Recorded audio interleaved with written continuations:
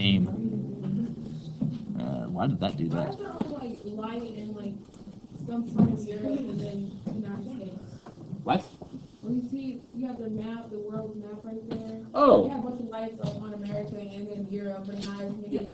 That's because that's the world at night. It's the areas of most settlements where there's more people. It's not that people don't live in those areas. It's just, from farther away you don't see it. The idea is that it shows us population density. So again, towards the East Coast where most Americans live, there's a significant number of lights there. Whereas we go towards the West, there's fewer and fewer people. So that's why I like that map. It's stuff like you can learn looking at other stuff. Yeah. I have a question, it's probably a really stupid one, but is there any part of the world that like nobody lives? Well, at any given time, sure. It's kind of hard for us to tell exactly all over the place. So the short answer is no, but the long answer is maybe. It depends. For instance, the Sahara Desert is pretty much empty, except there are Bedouins who are nomads moving place to place. So sometimes of the year, no one's there. Sometimes of the year, yes, there are people there. But like we discovered everywhere? No, that is not true. For instance, there are indigenous peoples in the Amazon rainforest we've never encountered before, or very rarely encountered. There's actually, you can go on National Geographic and find photos. Every so often you'll have a helicopter going through this area, either filming or doing something or another, and they'll come across this group of indigenous who are freaking out by it, I mean, as you can imagine, if you're living kind of Stone Age technology and suddenly there's a helicopter, what are you going to think, Why don't we like go with We have in some cases, and they want nothing to do with us. I mean, think about it. This would be like finding out that our next door neighbors, on Mars or something like that, there's a civilization living there that got really highly advanced technology, and we just kind of freak out about it and like, no, thank you. Because the possibility of getting conquered is pretty high. There's a quote, I forget who said it, but it's we must realize that there's only two options about the universe. Either there are aliens or there are not, and both are equally terrifying answers. That's scary. So, are there aliens or real? Did I find that video online? Which one? The one that like Knowing that Oh, yeah. anywhere else Wait, what should I look up? Earth. Basically indigenous Amazon. We're like the only ones here. Give me a second. If we have time, I'll look for it for you. But again, there are areas that basically people don't want to settle, because that's the real difference. Do we want to go places? Like there are people in Antarctica, just not very many of them, because why would you want to be there? Yes, there are penguins, but there's also a lot of cold things. The Atacama Desert's another. It's actually the deadliest place on, or the driest place on Earth. Bacteria can live there. So it just sort of depends. Anyways, back to it. So we know imperialism. We know what that is. I mean, we talked about it for a few months now. We also talked about social Darwinism recently, so that should be on your kind of radar. The Berlin Conference. This is weird. Let's talk about tribalism for a second. What is a tribe? A group of people, sure. Let's be more specific. Anybody remember this from geography? Crickets. This was would be so sad. She likes movies. Those movies. Fair enough. Tribes are basically a group of people that have a common descendant that is one family member. Okay, so for instance, if you all have one common descendant, you're part of the same tribe. That's kind of the idea. So to put this into perspective, if, let's say we have two people who are related to Abraham Lincoln. Okay, you are part of his tribe. Okay, so it's basically an extended family. Does that make sense? So tribalism, understand this.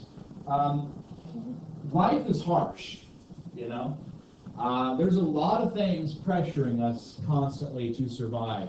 We in the industrial world tend to not feel them because we've used our technology to specialize.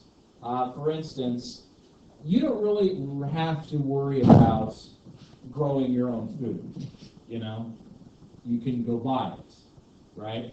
I mean, you do have to work a job to afford food, but beyond that, you can kind of specialize in whatever job kind of suits your fancy. That's the whole point of industrialization.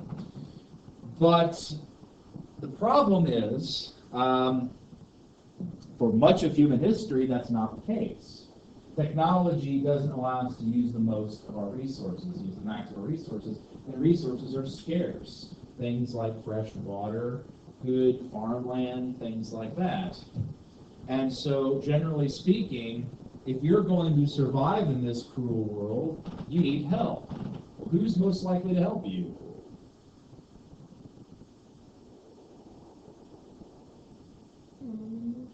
Yeah, right, family. They are your inherent support network. Family's supposed to help each other. That's the whole idea. What is that in Lilo and Stitch? Yeah. Yeah. So it's kind of that same idea, right?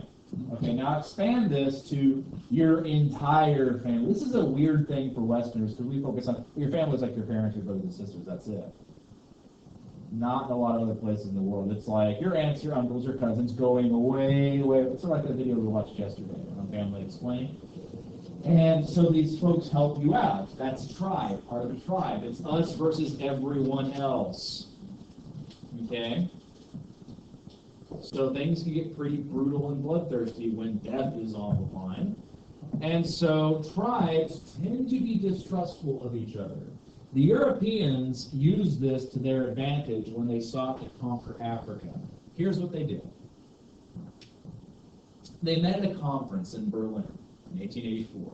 The objective was originally to avoid war between the various European powers. They start claiming, well, Africa's part of England. No, it's part of France. No, it's part of Germany. And so everyone's kind of at each other's throats a little bit and like, well, I'm going to fight you so that I can go and fight the Africans? This is a terrible idea. This is, one, we might not have enough strength after our fight to be able to even go take Africa. Two, it's going to be a lot of death and bloodshed. We don't want that. So here's what they did. They decided, let's be civilized about this, and we're going to divide Africa amongst ourselves fairly. Like, you're sitting with a piece of pie in front of you, and we're, going to divide it up. And continuing this metaphor, some parts of the pie were better than others. For instance, I don't know if you guys are ever, dividing up like a cake, like, I want the flowers, they've got those frosting flowers, things like that. It's like, okay, you get the flowers, it's the better part, but this person gets a bigger piece of cake because, it's got to be fair or whatever. That's what they did, France got this massive territory, but a lot of it was like the Sahara Desert, so, they got more of it, whereas England had smaller claims, but they had better land. So it's kind of like they divided that way. But the other important thing about dividing it is they put tribes who were hostile to each other together. So England would conquer an area, and instead of the tribes banding together and possibly defeating the English, they were distrustful of each other and either openly fought, and the English could play them off each other, or it was at best antagonistic. So it was the old strategy of divide and conquer. If you guys concentrate on fighting each other, you're too busy to fight me alone. Now this is a problem today because if you look at the map of Africa, the areas of countries tend to be these areas where we have tribal enemies together. So there's a lot of antagonism within a country that's like, like how bad it is between Republicans and Democrats in the United States? It's way worse there. So getting anything accomplished through democratic process is almost impossible. So things are still very much affected by the Berlin Conference of 1884. By the way, there were no Africans there. They weren't invited. So their whole continent was divided up without their knowledge or consent. So things are going to be kind of no good. This is the map they came up with. Again, you see this giant French area. Interestingly enough, we have two countries that are independent. They were not ever conquered by a European power. It was not until way later in some cases. The first is Liberia. Does anyone know the history of Liberia? It was invented by the United States of America. You guys know why? It has to do with slavery. Well, let's talk about the whole American Civil War. Why was the Civil War fought in the United States? To end slavery? That's one of the reasons, sure. Hmm? Well, slavery is one of the issues. Let's talk about something that wasn't slavery. Anything else? Interesting. One of the things was political. For instance, there was a larger population in the South, at least insofar as certain areas, that were basically being ignored. For instance, the state of Florida, whenever the presidential election went around and Abraham Lincoln got elected, his name, due to a clerical error, didn't even appear on the ballot. So the entire state didn't even know who this guy was, who just became president. This would be like voting for one of the two candidates and then like a third party person winning even though they weren't on the ballot. Okay, so you can imagine that they were a little miffed by this. Add into the effect this whole idea of different culture, industrial versus rural. It's a fairly complex process. But let's get back to slavery for a second, because slavery is a big issue, it's important. So here's the question. What was the idea, what we're going to do with the slaves after the American Civil War? What was the plan? You guys know? What did we do? Okay, basically the plan was to give freed slaves a certain amount of acreage so they could set up farms, as well as a farm animal or two so they could get their farms going and basically become independent. Okay? Makes sense, right? A lot of these folks are forced into labor, so might as well have them do what they do, but for themselves. Okay? That's a simple, easy job training. The problem is, a lot of the times they either didn't get their land, or they did get the land, but they didn't get the animals, or they didn't get any money, and they were basically left to their own devices. Essentially, the American government dropped the ball on this. Not to mention, a lot of the rights that were promised to African Americans were just ignored, especially in the South. So things are going to be really bad, okay? That's what we did. That wasn't the original plan, by the way. The original plan was to basically send the Africans back where they came from. Now let's just think about the insanity of this plan for a second. Okay, how many thousands of African Americans were there, and we're just going to relocate them? Second of all, there is a thing called generational slavery. You guys aware of this? Basically, slaves have children who become slaves, and the whole process continues, yeah? So you have children whose ancestors have been in North America for over 200 years, and now we're just going to ship you back. This would be the equivalent of being like, okay, well, the Native Americans get America back. We all got to go back to Europe and places like that. I don't know about you all, but I don't speak German. We have some problems there. At least if I want to live with my wife, which I would, assuming I can become German. Otherwise, that or she's, I'm just in blood. I've got all these different, groups, things like that. Maybe a part of me's going to go live in England or Ireland, and part's going to go live in, I don't even know, It'd be insanity to try to figure this out. So they got around one idea, said, we're going to create a country called Liberia, and we're just going to send all the Africans there, because we can't figure out where they came from, because, don't have genetics, so that'll be fine. Let's move them there. Now, this is a place that they've never been. They didn't speak a language.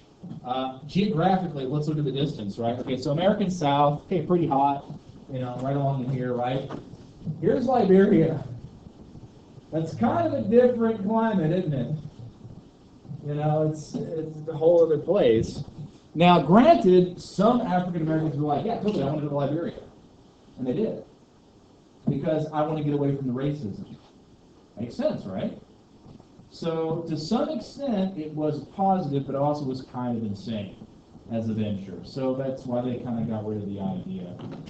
They gave folks basically an option. But, it is kind of interesting to see how there's still a lot of racism, and even though it was in best intention. The other is Ethiopia, or Abyssinia, I think is how you pronounce that. It's got a cool story, because it remained independent because their leader, Menelik II, was a bad mamma jamma. Like, this guy, it's a great story. He basically punched the teeth out of India. not India, excuse me, Italy.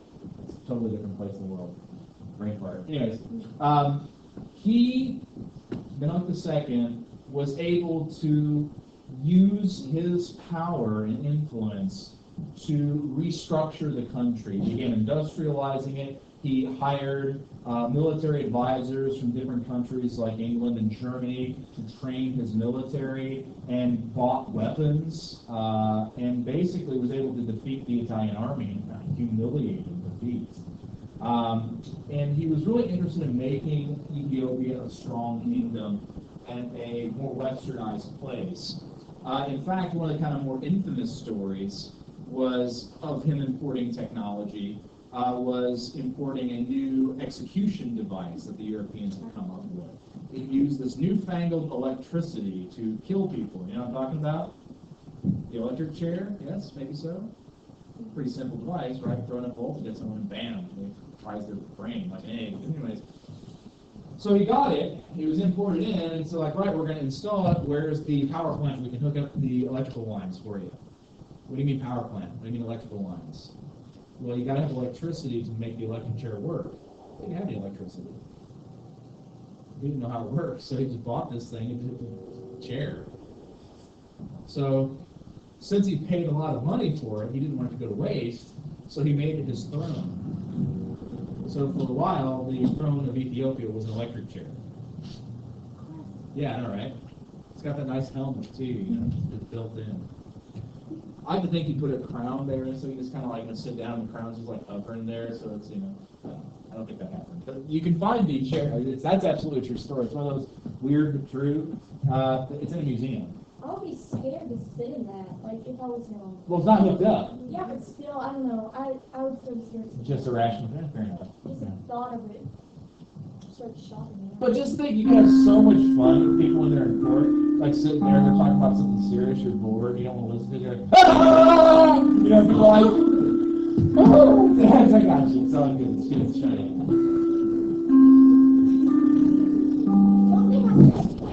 Yeah, I didn't see it. Yeah, otherwise it catch fire.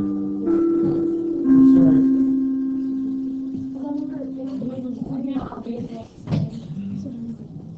Stephen King, giving people nightmares again, like he does.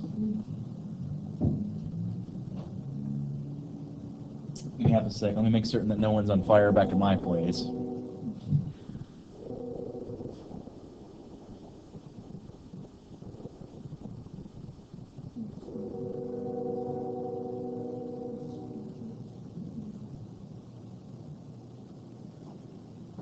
Huh. Curious. Nope. Just teeth problems. All's good. Hi. We'll talk about Stanley Livingston here in just a second. By the way, it's not Stanley Livingston. I realize that sounds like one dude, but it's Henry Stanley and David Livingston, two different guys. Shaka, I'll talk about in a second. Let's talk the Boers for a second. We kind of touched on this a while ago when we watched the video Guns, Germs, and Steel. But the Boers, I believe, were Dutch. They were settlers into South Africa who came to this area to basically take advantage of land that was unsettled. I mean, there were people here who just kind of took it over. And the best way I can describe them is, if you ever played Oregon Trail as a kid, you know, guys who covered wagons, that sort of thing, that's kind of what the Boers were like, you know. They were settlers. And when the English arrived in South Africa, they fought them for control of South Africa. The Boers lost, and they had to move on. As they drifted north, they tried to set up camp there and ran into another tribe that basically exterminated them. They were called the Zulu. Say they lost against English? Yeah, the Boers did. And the Zulu just decimated them. The Zulu were a tribe that was one of the strongest southern African kingdoms.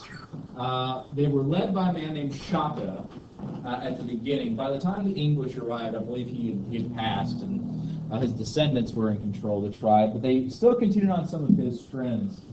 And basically, there's going to be a series of wars between the Boers and the English, but ultimately, the Boer Wars are going to end in the Boers having to leave, and then they are destroyed more or less by the Zulu. Now, let's talk Shaka for a bit. Shaka has a kind of interesting story. He was not very well favored with his father. His father was the chief, basically the head of the tribe. And he was, I think, like the fifth son or something like that. Like, he was not going to be chief, basically. Or at least shouldn't have been. He becomes chief, which tells you how talented he really, really was. In particular, he was a military genius, to put it bluntly. He ended up developing all kinds of new and improved ways of going about and waging war in Africa. One of the problems that people faced in tribal warfare was a lack to commit to battle. Tribes, as a general rule, do not fight as long as trained military, regular troops would. Part of that's just simple pragmatism. If you overcommit as a tribe and you lose a whole bunch of men in a battle, that's fewer people to defend your territory, that's fewer people to hunt, and basically it makes your life harder. So men and women are precious resources you want to protect. And simply just duking it out and having people die left and right is not a smart move. So what we could consider as fear or cowardice is actually pragmatism. He wanted to erase that and make his soldiers willing to commit, so make them fearless. Part of the way he did this was creating a very strict training regiment. One of the things he also wanted to get rid of was a fear of pain. One of the big problems with getting someone to commit in a battle is them being afraid of getting hit. Lack of confidence in one's abilities. So what he did is had them exercise like crazy. There was actually an exercise routine he developed that's still used by special forces military groups around the world. He developed a martial art which didn't exist anywhere else that involved using leverage and various forms of aggression in certain situations. He developed this pragmatism he developed this system of training where he would have his troops march barefoot over thorns in order for them to develop a resistance to pain. And so these guys just decimated their neighbors, conquered a wide territory, and they even defeated the English in a number of battles. They used intelligent tactics. They used psychological warfare.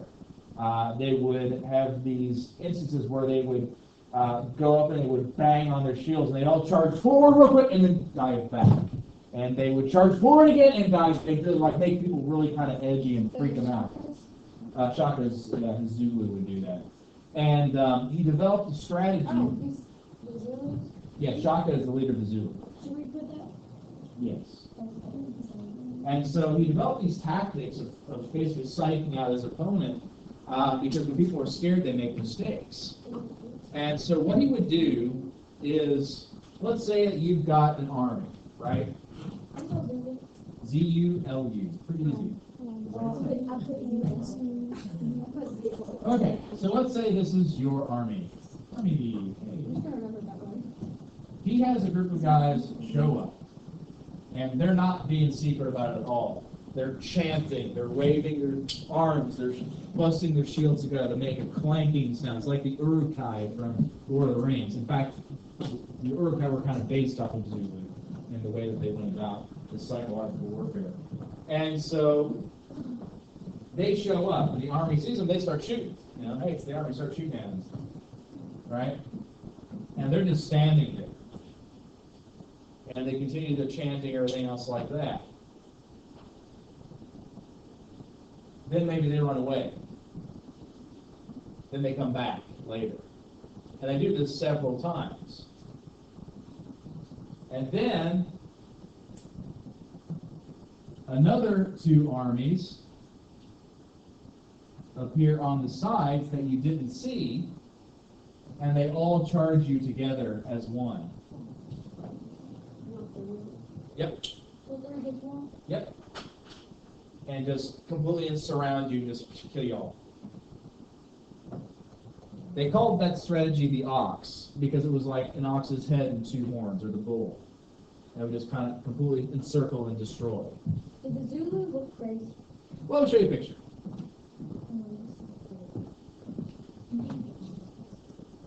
I'll get back to that. That's Shaka, allegedly. It doesn't really look that accurate, partially because we don't really know what he looked like. So they didn't have like all the tattoos and everything? Oh, no. Not quite like that, but the thing is you got a bunch of guys and they're running at you. Let me see if I can't find this one particular video real quick. From the movie Zulu. It's kind of infamous. Let me pause this so it doesn't bother. There's another pretty good movie called Zulu Dawn that's kind of a similar type thing. But you get the idea of the psychological warfare aspect. You know how they were singing and all that sort of thing? That was to try to keep the morale up while the Zulu were doing that sort of thing. Because basically, folks are doing that. You see, we're totally surrounded, we're outnumbered, holy crap, and there goes your ability to fight, you know? So it was an intentional thing. And by the way, there's a lot of battles like that where, yay, we won, and then from the side, they get surrounded and it's over. So again, the tactics were pretty genius. And eventually the Zulu are defeated, but it takes a while. Now, one of the things you may have noticed about the weapons they were using, we've gone past the need to muzzle load. So we're not loading the gun from the top anymore. They were popping the breech from the back of the gun open, and they were able to load bullets in and close it and fire. It increases their rate of fire dramatically. However, there's a weapon that's even better at that is developed around this time. You guys know what that is? It is a machine gun, specifically the one developed by Hiram Maxim. Let's talk about rate of fire for a second. In the Napoleonic Wars, a musketeer could fire 3 aimed shots a minute. So that's a rate of fire of 3 per minute. With me so far? Good. The weapons we saw being used in that movie was the Henry Martini rifle. I believe they were long lever in that company. They get about 20 aimed shots a minute. Okay, so that's a dramatic increase in firepower. The Maxim gun gets anywhere between 650 to 700 rounds per minute. To put that into numerical perspective, that means, according if my math is correct, which it probably isn't, but we'll get close. One Maxim gun is the equivalent to 30 or 35 Henry Martini rifles, or 217 to 233 musketeers. Let's talk about rate of fire for a Maxim gun. Bring back a YouTube video. Let's watch one getting shot, shall we? Because they're pretty cool things. I have a question. Commercial, bring your own guns. Oh, yeah. Sell and trade. Sell and trade. The Kentucky Center. Yeah. No. I have been. So, anyhow, you're asking about what about sitting on it with things like that. This is actually a tripod that all of the pressure and kickback goes into. So, actually, the guy shooting it doesn't feel a thing. Well, do we still have those? Sure. At gun ranges they have those? Yeah. We have bigger weapons than that. No, like we got one of those little things, so I don't Yeah. get hurt. Yeah. Machine gun shooting, yeah, they absolutely do. They're expensive to shoot. I'm not sure how much a Maxim gun runs. The kind of World War II variant, the Browning 50 caliber machine gun, costs about $1 per round. So if you want to shoot a full round of this full automatic, you're looking at 600 to 700 bucks. They're pretty nuts. Anyways, but you can see how one of these clearly changes the playing field. If you guys ever get asked in history course, what was the most important weapon in the history of the world, or the most effective, or the most game-changing, or most important, whatever, it's the machine gun. It is simply. Someone might argue a spear, but they're wrong. I'll tell you why they're wrong. They would say the spear because it was the most common weapon. I understand that. That's a valid argument. But this is why that's not more. Let's talk a few case in points. What do we mean by the most effective? Do we mean that it killed the most people? Because if that's the case, 10 million people in World War I alone died because of machine guns and other weapons like this. Okay? That's way more than the atomic bomb, by the way. Way more. Yeah. Because think about it. How many atomic bombs have been dropped on targets, on people, trying to kill people?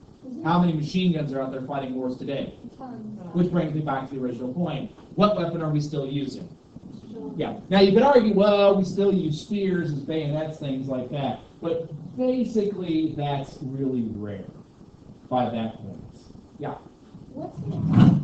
Is it atomic or nuclear that you like that? It's the same thing, essentially. Technically, there are variables. They are all nuclear weapons. But, yeah, that's what we're talking about, like Hiroshima and Nagasaki. Yep. There's not still battles like the one we just watched. Those are all old time battles. Aren't battles nowadays just like shooting like from behind? Like cover and things like that? Yeah. Yeah, you'd be insane to charge a weapon like this. Now, it does happen every now and again when someone's totally outclassed, they have no options, but, you know, fact of the matter is you don't want to do that. The main weakness of the machine gun is it's heavy. Let's talk the weight of the gun. The gun itself, just this part, 60 pounds. This part down here, about, that depends on the frame, but anywhere between 35 and 100 pounds. Okay? Now let's talk ammunition. Yes, it can fire that fast, but who's going to be hauling all that ammunition around? You know what I mean? So it's only as effective as it is as you have weapon or ammunition. So, you know, that's something to consider when it comes to the strengths and weaknesses of the weapon. However, again, if you look at the way it changes tactics, okay, this is a great defensive weapon. Nobody's carrying one of these going, you know, Ron Ramboing it. That comes later whenever you invent new types of machine guns. This is a great defensive weapon. You can set it up, and you get it set, and someone's trying to attack you, they're smoked. They can't do it. This is one of the main problems of World War I, is that once these machine guns were set up, people didn't really know how to deal with it. They would try to like go around and things like that, but like you have these miles of trenches that are dug, so that doesn't quite work out. And you can develop tactics to get around machine guns, but it makes it very, very difficult to do and costly in terms of people's lives. So machine guns, bar none, are the most important weapon. Anyone who argue otherwise is, you know, they have their opinion, but they're wrong. So, you know, real quick, let's talk Stanley and Livingston. I forgot to mention them. So basically, Livingston was not a mercenary. That's wrong entirely. He was a missionary who went to spread Christianity in the interior, basically disappeared. Stanley was a reporter who's an American who was more or less looking for him, and eventually found him and kind of renewed interest in the interior of Africa and began an interest in the interior of Africa. It's kind of not really starts this whole process, but definitely starts bringing it to people's attention. So that's why it's okay. You're lucky when he found us. Livingston was a missionary who basically went and disappeared, and Stanley was the one who found him. Where was he? He was just in the interior of Africa. The thing is, though, that the point I'm trying to make is that it was an unknown place. It'd be like someone going and exploring Antarctica and going missing. You know, but someone went and found him, and he was perfectly fine. It's like, and I'm like, oh, this guy's been living in Africa. This is interesting. We should find out more about Africa and more Europeans. Okay, that's it. Yeah.